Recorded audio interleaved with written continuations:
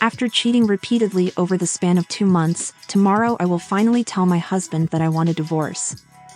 Tomorrow afternoon I will be telling my husband that I want a divorce. We've spent 6 years together, and in the beginning I never would have dreamed of being with another man. It started in the bedroom when he was unwilling to listen to my suggestions for things that would make me feel good. Instead, he would become offended and act as though he knew better than I did for what would be pleasurable for me. I tried talking with him about this several times, and each time he would get upset and act like I was attacking his manhood. After a while I just gave up completely and continued faking orgasms to make him happy. When I started feeling more like his mother than his partner, the sex got worse. It was all of the stereotypical stuff, having to pick up after him constantly, being the main one to cook and clean, and so on. He's gotten incredibly lazy over the years. We don't go out anymore, we don't do date nights. His main thing is chilling at home and watching TV or playing video games. I'm fine with that, but I also want to do more sometimes. We both are lucky in that we have well-paying jobs. I've expressed on numerous occasions that I have dreams outside of the corporate world. Dreams that have the potential to come into fruition within the next couple of years so long as I continue being smart financially.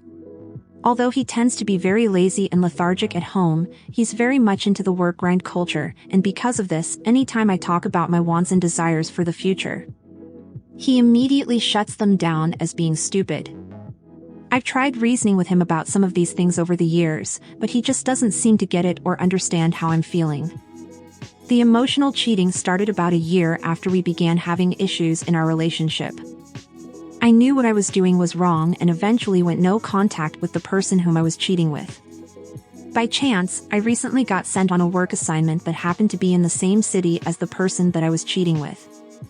We saw and slept with each other repeatedly over the span of 2 months during my assignment. It was quite literally the best sex of my life. This person was an old flame, if you will. We've always had a strong emotional connection, but it just never really worked out. Sort of a right person, wrong time kind of thing.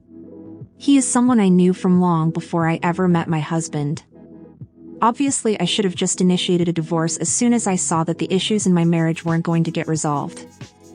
I've struggled with the idea of walking away from this relationship because I remember what it was like in the beginning, completely perfect in every way.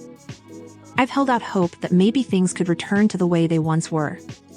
Not only that, but despite the issues, we've built a very comfortable life together. Nice home, nice cars, financially comfortable, pets. I know what I've done makes me a terrible person. I should never have let the affair with my old flame get this far before ending my marriage. But in all honesty, I should probably feel worse about it than I actually do. All the times my husband has disregarded my feelings over the years has created a sort of numbness in how I'm feeling over this whole situation now. I've already been called a whore and a slut by randos on the internet, I get it.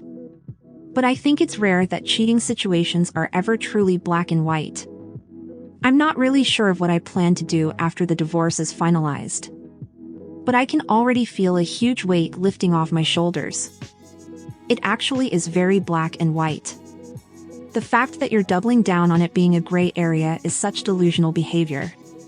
Yikes.